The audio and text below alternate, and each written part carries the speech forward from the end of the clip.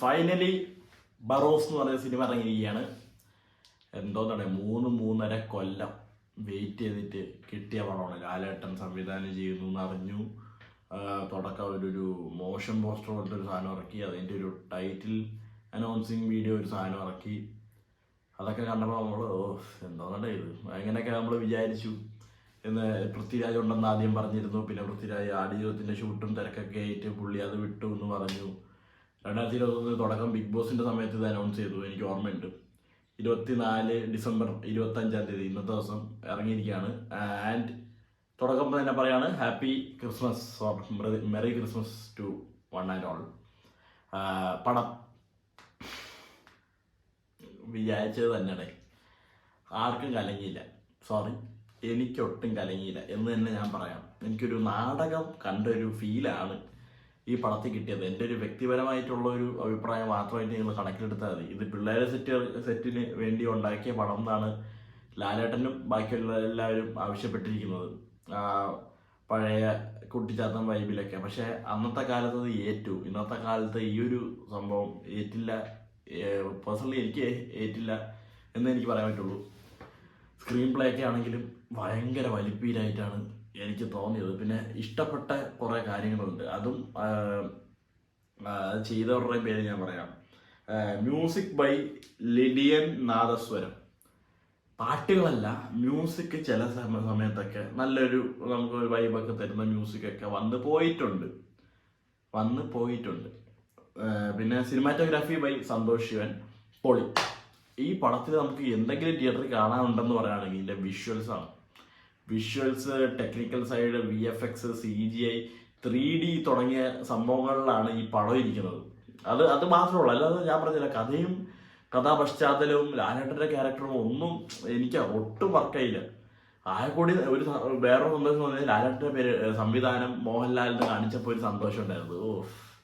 പടം കഴിഞ്ഞപ്പോൾ അതും പോയി. പിന്നെ art direction production designer Santhosh Raman. ആർട്ടൊക്കെ ചെയ്ത് വെച്ചിരിക്കുന്നതാണ്. ഇതൊക്കെ നമ്മൾ വിചാരിക്കും വേറെ ഏതോ ലോകത്തൊക്കെ എത്തിയടയിൽ നിന്നൊക്കെ തോന്നിപ്പോവും. ആ രീതിയിലുള്ള ആർട്ട് ഡയറക്ഷൻ. അത് സെറ്റിട്ടിരിക്കുന്ന കാര്യത്തിലാണെങ്കിലും ബാക്കി മറ്റേ എന്താ പറയുക, ആ ഒരു ഫാൻറ്റസി ടൈപ്പ് ഇങ്ങനത്തെ പടങ്ങളിലൊക്കെ കാണുന്ന കുറേ സാധനങ്ങൾ ഉണ്ടാവല്ലോ. മറ്റേ അവന്മാരുടെ എഴുത്തുകുത്തൊക്കെ എഴുതിയ ഒരു ബുക്ക്, പിന്നെ നമ്മുടെ തക്കാളിപ്പെട്ടി നിധിയൊക്കെ കാത്തു സൂക്ഷിച്ചിരിക്കുന്ന പെട്ടി, പിന്നെ അവരുടെ മറ്റേ കുടം ഉണ്ടാവും, കള്ളും വെള്ളമൊക്കെ കുടിക്കുന്ന അങ്ങനത്തെ ഒരു സ്പെഷ്യൽ ടൈപ്പ് കുടം. അതൊക്കെ നല്ല രീതിയിൽ തന്നെ ചെയ്തിട്ടുണ്ട്. അവിടുത്തെ ഒരു കളർ ഗ്രേഡിങ്ങും ആ ഒരു കളർ ടെക്സ്ചറും അടിപൊളി തന്നെയായിരുന്നു. ആ ഒരു സംഭവം നിധികാക്കും ഭൂതത്തിന്റെ സെറ്റപ്പ് എങ്ങനെയാണ് നമുക്കറിയാലോ. ആ ഒരു സെറ്റപ്പിൽ അത് നല്ല ഫിറ്റായിരുന്നു. പിന്നെ മറ്റേ കൊച്ചിന്റെ കാണാൻ നല്ല ഭംഗിയായിരുന്നു കേട്ടോ. അത് ആ ഒരു ക്യാരക്ടറും എനിക്ക് തോന്നുന്നു ആ ക്യാരക്ടറല്ലേ ലാലേട്ടനെ ഒഴിച്ച് ബാക്കി ആരെയും എനിക്ക് ഈ പടത്തിൽ അറിഞ്ഞുകൂടാ.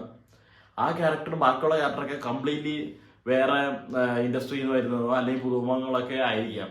അവരൊക്കെ ഒരു ഫാന്റസി പടത്തിൽ പിള്ളേരെ ആകർഷിക്കാൻ എന്തൊക്കെ സാധനം വേണോ അതൊക്കെ കറക്റ്റായിട്ട് വെച്ചിട്ടുണ്ട്. പക്ഷെ വലിയവർക്കൊക്കെ ഇത് ക്ലിക്കാവുമെന്ന് എനിക്ക് അറിഞ്ഞുകൂടാ. എനിക്ക് ഒട്ടും ഡയലോഗ്സ് ആണെങ്കിലും കുറെ ഇതുണ്ട്, ആക്ഷൻസും എനിക്ക് ഒന്നും ഫീൽ ചെയ്തില്ല. ഒരു രീതിയിലും സ്റ്റണ്ടും എനിക്ക് വലുതായിട്ടൊന്നും തോന്നിയില്ല. രണ്ട് ഫൈറ്റ് പോലത്തെ സംഭവങ്ങളൊക്കെ ഉണ്ട്, അതും എനിക്ക് വലുതായിട്ടൊന്നും തോന്നിയില്ല. ലാലേട്ടൻ ആ ഒരു ചൈൽഡിഷ് ആയിട്ട് ചെയ്യുന്നത് നമുക്ക് ഇഷ്ടപ്പെടുമെങ്കിലും അല്ലാത്ത പക്ഷം എനിക്ക് ഒന്നും അങ്ങനെ തോന്നിയിട്ടില്ല. ഞാൻ വല്ലാത്ത രീതിയിൽ റാൻഡ് ചെയ്യാതിരിക്കുന്നൊന്നും ആരും പറയരുത്. ലാലേട്ടൻ്റെ പടമേ ഉണ്ടെന്ന് എനിക്കറിയായിരുന്നു. ഇങ്ങനത്തെ പടത്തിലാണ് ഞാൻ ടിക്കറ്റ് എടുക്കുന്നത്, ഇത്ര കാശ് ഇതിനു വേണ്ടി ഡെഡ് മണിയാണ് ഓഫ്കോഴ്സ്. ഈ പടം എന്നെ സാറ്റിസ്ഫൈ ചെയ്യോ ഒന്നും എനിക്കറിയൂടാ. അതിന് അങ്ങനെ വേണ്ടി മുടക്കുകയാണെന്ന് എനിക്കറിയാം. അതുകൊണ്ടാണ് ഞാൻ റാൻഡ് ചെയ്യാത്തത്. എനിക്കൊരു ഉൾബോധമുണ്ട് ഞാൻ ഇങ്ങനത്തെ ഒരു പടത്തിലാണ് പോയിരിക്കാൻ പോകുന്നത്. അപ്പോൾ ഇതൊക്കെ തന്നെ സംഭവിക്കുള്ളൂ എന്നുള്ളൊരു മുൻകൂട്ടി പ്രൊഡിക്റ്റ് ചെയ്തത് കൊണ്ട് അത്ര പ്രശ്നമൊന്നും തോന്നിയില്ല. അല്ലാത്ത പക്ഷമാണെങ്കിൽ പക്ഷെ ഉറക്കം വന്ന് വീഴായിരുന്നു. ഞാൻ ഇങ്ങനെ ഇരുന്ന് കുറച്ച് വെള്ളം എടുത്ത് കുടിച്ച് പിന്നെയും ഇങ്ങനെ പറഞ്ഞു. ആ ഒരു വാടലും തളർച്ചയൊക്കെ ശരിക്കും ഫീൽ ചെയ്യണ പോലത്തെ റൈറ്റിങ്ങും. ആരാടാ ഇത് ചെയ്തത്? സംബടി എനിക്കറിഞ്ഞൂടാ. അപ്പം ഞാൻ പറഞ്ഞു നിർത്തിയത് ആ ഡയറക്ഷൻ സൂപ്പറായിരുന്നു. പിന്നെ കോസ്റ്റ്യൂം കാർഡ്സ് ജ്യോതി മദ്നാനി സിംഗ് എന്നാണ് തോന്നുന്നു. ജ്യോതി മദ്നാനി സിംഗ്, തെറ്റാണെങ്കിൽ ക്ഷമിക്കണം. നിങ്ങൾ ഈ ബുക്ക് മൈ ഷോന്റെ ഈ സാധനം വരെ നോക്ക്. കാസ്റ്റില് മോഹൻലാലിനെ മാത്രമേ അവർ കാണിച്ചിട്ടുള്ളൂ, വേറെ ആരെയും കാണിച്ചിട്ടില്ല. അതാണ്. അപ്പം മൊത്തത്തില് പടം അങ്ങനെയാണ്. ഒരു നിധിയാക്കുന്നുണ്ട്. ഒരു കഥയും പഴയ കഥയും അവിടെ ലാലേട്ടന് പറ്റും. പിന്നെ പുതിയ കാലഘട്ടത്തിൽ വരുമ്പോൾ ആ ഒരു ആൾക്ക് വേണ്ടി സൂക്ഷിച്ചു വെച്ചിരിക്കുന്നത് കൊടുക്കുന്നതും ഇതൊക്കെ തന്നെ. പിന്നെ ആരും വിചാരിക്കാത്ത ഒരു ഗംഭീര ക്യാമിയോ പടത്തിലുണ്ട്. നിങ്ങൾക്ക് കുറേ പേർക്കൊക്കെ അറിയായിരിക്കും, അല്ലാത്ത തിയേറ്ററിൽ പോയി കണ്ടാൽ മതി. അവസാന നിമിഷം ഒരു മച്ചാൻ വരും.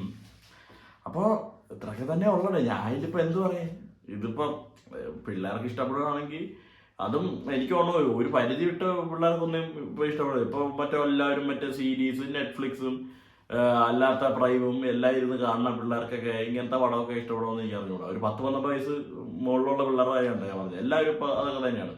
10 വയസ്സിന് താഴെയുള്ള TV-യിലെ ഡിസ്നിയൊക്കെ കണ്ടോണ്ടിരിക്കണവരുണ്ട്. ഇപ്പോഴും ഡിസ്നിയാണ് കേട്ടോ. ഡിസ്നി വരെ എത്തിയ പിള്ളേർക്ക് ഇത് കണ്ടിട്ട് എന്തോന്ന് എനിക്ക് അറിഞ്ഞൂടാ. അല്ലാതെ ചെറിയ നമ്മുടെ കൊച്ചു TVയോ അല്ലെങ്കിൽ CNO നമ്മുടെ മറ്റേ ചാനലുണ്ടല്ലേ എന്തായാലും പോകോയോ ഇതൊക്കെ കാണുന്ന പിള്ളേരൊക്കെ ഉണ്ടെങ്കിൽ കൊണ്ടിരുത്തി കഴിഞ്ഞാൽ ഇങ്ങനെ പറഞ്ഞ് ഇരിക്കുമെന്ന് വിചാരിക്കാം. പണ്ട് കുട്ടിച്ചത്ത കാണാൻ പോയപ്പോൾ എൻ്റെ അവസ്ഥ ഇതായിരുന്നു. ഇതേ ഗ്ലാസ് അടുത്ത് വരുന്നു ഇങ്ങനെ പഠിക്കാനൊക്കെ ഞാൻ നോക്കിയിട്ടുണ്ട്. അപ്പോൾ 3D കൊള്ളായിരുന്നു, വിഷ്വൽസും കൊള്ളാം, കളറ് കൊള്ളാം, ആ ടെക്നിക്കൽ പരമായിട്ടുള്ള കാര്യങ്ങളെല്ലാം കൊള്ളാം.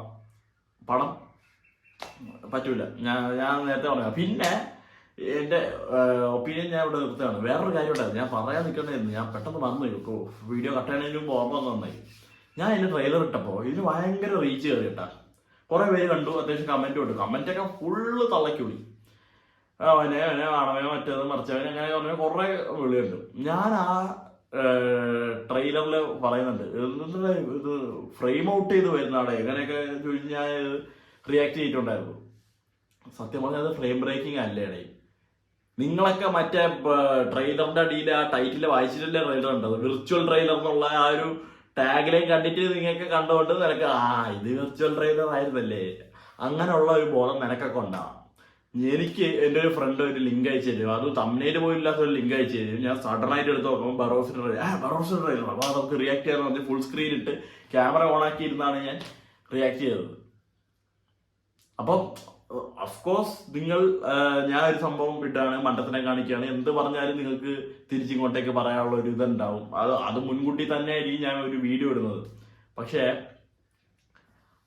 തെറി പറയണത് ഓക്കെ, തെറിയൊക്കെ ഞാൻ പ്രതീക്ഷിച്ച് തന്നെയാണ് ഇരിക്കുന്നത്. എന്നെന്തോടെ ഞാൻ പറയാനുള്ള ഒരു യോഗ്യത നിങ്ങൾക്കുണ്ട്, ശരി, ഞാൻ സമ്മതിക്കുന്നു. വീട്ടിലിരിക്കുന്നവരെയൊക്കെ വല്ലതും വിളിച്ച് പറയാൻ നിന്ന് കഴിഞ്ഞാൽ പറയണ എൻ്റെ 10 ഇരട്ടി തിരിച്ചു പറയാൻ എനിക്കറിയാം. ഇത്ര വീഡിയോസിൻ്റെ ഇടയിൽ ഇങ്ങനത്തെ കമൻസ് വന്നതും തെറി കേൾക്കുന്നത് എല്ലാം ഞാൻ ലൈക്ക് അടിച്ച് വീണത് എനിക്ക് തിരിച്ച് പറയാൻ അറിഞ്ഞുകൂടാത്ത കൊണ്ടാണെന്ന് വിചാരിക്കരുത്. അതിൽ നിന്ന് കഴിഞ്ഞാൽ പിന്നെ ചിലപ്പോൾ അതിനേ സമയം ഉണ്ടാവുള്ളൂ. പറയണത് നിങ്ങൾക്ക് ഉണ്ട്, നിങ്ങൾക്ക് എന്താണ് പറയാം. എന്നെ പറയുന്നതൊക്കെ ഞാൻ ലൈക്ക് അടിച്ച് വിട്ടിട്ടേ ഉള്ളൂ.